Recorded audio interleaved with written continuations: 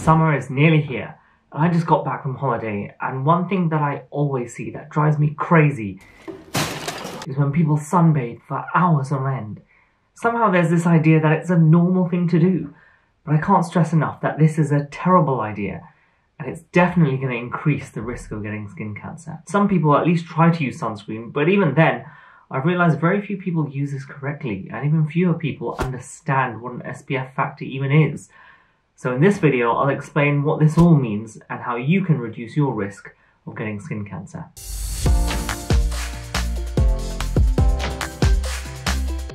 Sunlight is good for us. It helps the skin to make vitamin D, which helps with a few bodily functions, including new bone formation. Sunlight also makes us happier and improves our well-being.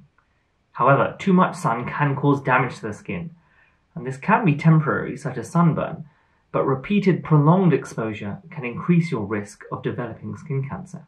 Specifically, it's the ultraviolet radiation from sunlight that causes problems. UVA affects the dermis, which is the middle layer of the skin, and is associated with wrinkles and therefore aging of the skin, whereas UVB rays are absorbed by the epidermis, which is the top layer of the skin, and is what leads the skin to tan, but also to burn. And unfortunately, both of these types of rays can increase your risk of developing skin cancer. Repeated exposure to excessive sunlight over many years leads to skin damage, which appears as wrinkling, brown spots, or even skin cancer. In fact, 80 to 90% of all skin cancer is due to excessive sun exposure. And the more times you get sunburnt, the higher your risk of skin cancer. And it's especially important for children to protect their skin, but people of all ages are affected by this. What about darker skin tones? Melanin is the name of the coloured pigment in our skin, and when sunlight hits our skin, more melanin is produced to protect the skin from harmful UV rays. And this is why your skin will tan in response to sitting in the sun. But the important thing to note is that although melanin stops the skin from getting burnt so easily, it doesn't actually prevent the harmful effects of the UV rays. This also means that people with darker skin tones are still at risk of skin cancer. However, we do know that people with lighter skin tones, particularly those with blue eyes, freckles and ginger hair, are at the highest risk of this.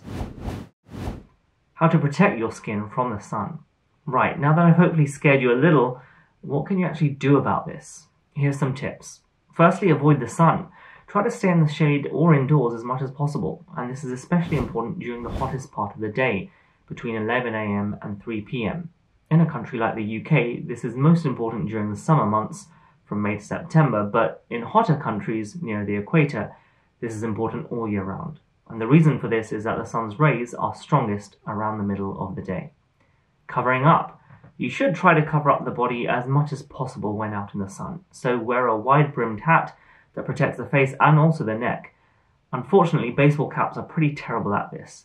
Interestingly, men are more likely to develop skin cancer on their necks, shoulders and backs, whereas women are more likely to develop this on their legs and arms. So wear loose, baggy t-shirts or long sleeve tops and baggy shorts. Tightly woven material is best to block out the sunlight. Sunglasses. Make sure that your sunglasses have a CE mark or labelled as providing protection from UV light, because your retinas can get sun damage too. Sunscreen. Right, let's set the record straight on this one. You should be applying sunscreen liberally all over the body. The SPF gives a guide to how long the cream will protect your skin from UVB rays. So if your skin usually takes 10 minutes to tan, a cream with an SPF of 30 will protect you for around 30 times that amount, which would be 300 minutes, which is about 5 hours. However, there is a caveat to this, which is that regardless of that time, all sunscreen should be reapplied every 2 hours for adults, and maybe even more frequently for children. And this is because it can rub off easily when swimming or sweating. Now, be honest with yourself, is that something that you really do? Probably not. Some other important tips when choosing sunscreen is to look at the UVA rating as well, which has a number of stars from 0 to 5. Again, you want the highest number of stars ideally. A quick word on sunblock, which is different to sunscreen. This is opaque and much stronger than sunscreen, as it's able to block most UVA and UVB rays. But you still need to avoid excessive sun exposure even with this on. You should apply the cream 20 to 30 minutes before going out into the sun, so that it has enough time to absorb into the skin. But remember, no sunscreen is 100% effective, and it provides less protection than clothing or being in the shade. Sunscreens can actually go out of date and become ineffective, so check the date on the bottle before using it. Try and keep the actual sunscreen bottle out of direct sunlight or in the heat, because this can deteriorate the protective ingredients of the sunscreen. Keep the bottle cool and shaded. Reflected light can also damage the skin, so even if you are in the shade, sun can reflect onto the skin. Sand, water, snow, and even concrete are good reflectors of sunlight. Bear in mind that UV radiation can still pass through thin clouds, so if it's a hot day with light cloud cover, you still do need sunscreen. The sun's rays are more powerful at higher altitudes, even if it might feel cold, so if you're skiing or hiking on a sunny day, whack on some sunscreen.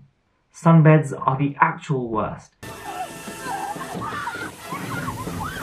It's basically like smoking, but instead of causing lung cancer, it will cause skin cancer, so do not use them. Most importantly, I want to reiterate my first point, that sunbathing is a terrible idea.